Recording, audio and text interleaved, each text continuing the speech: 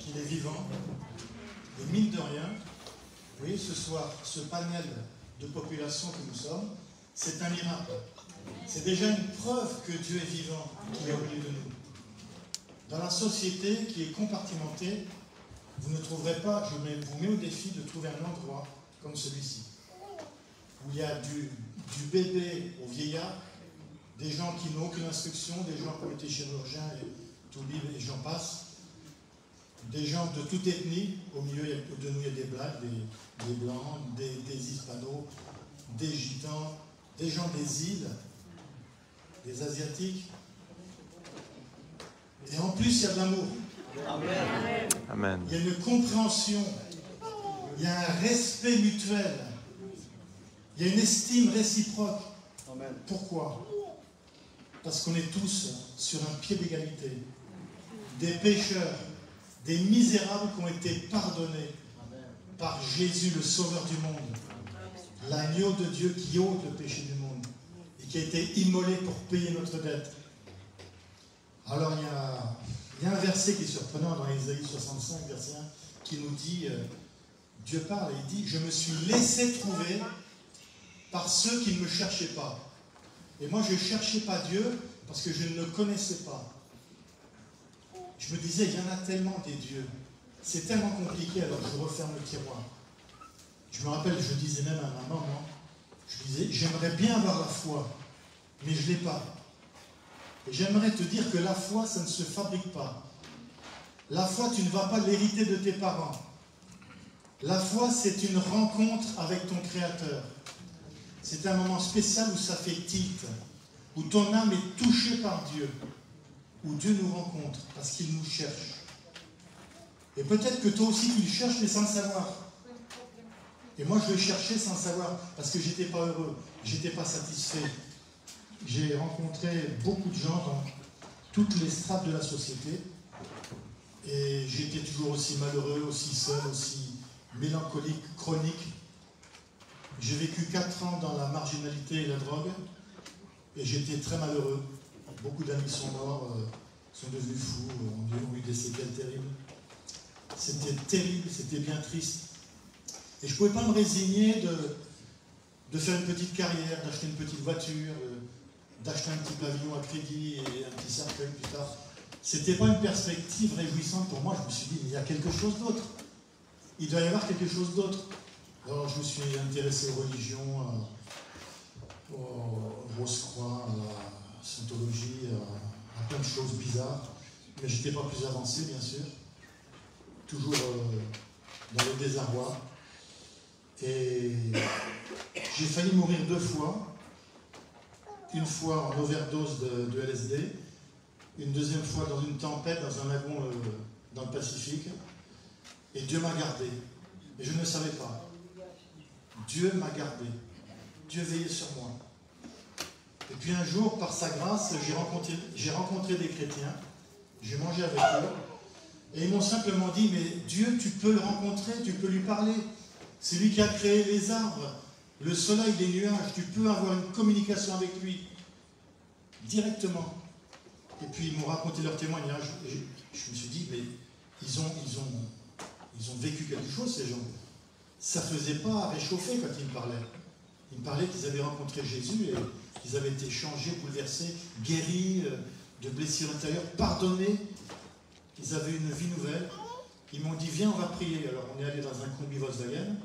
Il y avait une sœur qui s'est mise à parler en langue. Moi je croyais qu'elle était portugaise. J'y comprenais rien. Mais je comprenais une chose, c'est que ces gens parlaient à Dieu. Ils ne récitaient pas un bouquin, ils ne lisaient pas une feuille. Ils parlaient à quelqu'un que je ne voyais pas. Et j'ai senti sa présence. J'ai senti quelque chose d'étonnant. Une paix, un bien-être,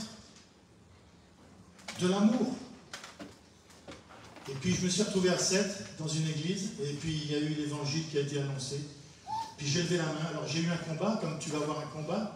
Il y a un combat quand on s'approche du Seigneur, mais il faut vraiment s'approcher de lui, parce qu'il est la vérité. J'ai levé la main, le pasteur est venu prier pour moi. Et puis ça a été le début d'une révolution. Le Seigneur s'est révélé à moi 2 jours après. J'étais tout seul dans une pièce et j'ai fait ma première prière. J'ai dit, Seigneur, si tu existes, viens dans mon cœur car j'ai bien besoin de toi. Je n'avais pas fini de prononcer cette phrase, qui était la prière d'Anna Créville, parce que j'ai quand même dit si tu existes. Je ne savais pas.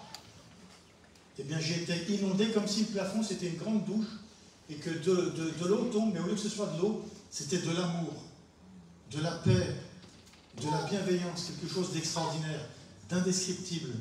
J'ai senti que quelqu'un venait dans mon cœur, que quelqu'un touchait mon cœur, que ce quelqu'un était en moi et qu'il était immense, qu'il était incommensurable et que c'était Dieu. Et il m'a communiqué la foi. J'ai eu la foi à partir de ce moment-là. C'est un cadeau merveilleux. J'ai découvert l'église, on allait à Béziers. Et à chaque fois qu'on allait à Béziers, à rue de la Rotonde, je voyais comme ce soir des gens de tout âge, de tout horizons sociaux, de toute instruction, unis ensemble. Je ressentais l'amour, quelque chose que je n'avais jamais vu nulle part ailleurs. Et j'étais bouleversé, je pleurais. J'ai demandé pardon au Seigneur pour mes fautes, mes péchés. J'ai compris que Jésus avait payé ma dette. Et ça a été extraordinaire. J'aimerais juste dire 2 expériences. En 2022, j'ai dû subir une double intervention à cœur ouvert. Alors, c'est pas tellement agréable, on vous ouvre en 2. Jean sait ce que c'est avec une sauteuse, là, on vous écarte, tout ça. Bon, alors bon, ça allait, j'étais confiant, mais bon, quelques jours avant, je commençais un peu à baliser quand même. Et puis le Seigneur m'a donné un verset au travers de mon épouse, Psaume 41, versets 1 à 4. Heureux celui qui s'intéresse aux pauvres. Au jour du malheur, l'Éternel le délivre. L'Éternel le garde et lui conserve la vie. L'Éternel le soutient sur son lit de douleur. Tu le soulages dans toutes ses maladies. Et Dieu m'a soutenu. Et à partir du moment où j'ai lu ce texte, il y a vraiment une paix surnaturelle qui est venue sur moi. Et j'y suis allé avec la paix dans mon cœur. J'étais paisible, j'étais serein. Et ça s'est bien passé. Bon, après, j'ai eu des complications, mais j'ai vraiment expérimenté la paix de Dieu. Le signe de Dieu, c'est la paix. Une paix surnaturelle qui dépasse notre intelligence, nous dit la Bible. Nos raisonnements, les situations dans lesquelles on peut être. Une deuxième expérience, c'est il y a 2 jours, j'ai prié pour quelqu'un et je me suis mis à pleurer comme une madeleine. Pourquoi je vous dis ça? Ça fait 44 ans que je connais le Seigneur. 44 ans, ça fait un petit bail quand même. Hein. Mais on ne s'habitue pas à la grâce de Dieu. On ne peut pas s'habituer à quelque chose qui est extraordinaire. Amen. On ne peut pas s'habituer au merveilleux de Dieu. Gloire à Dieu.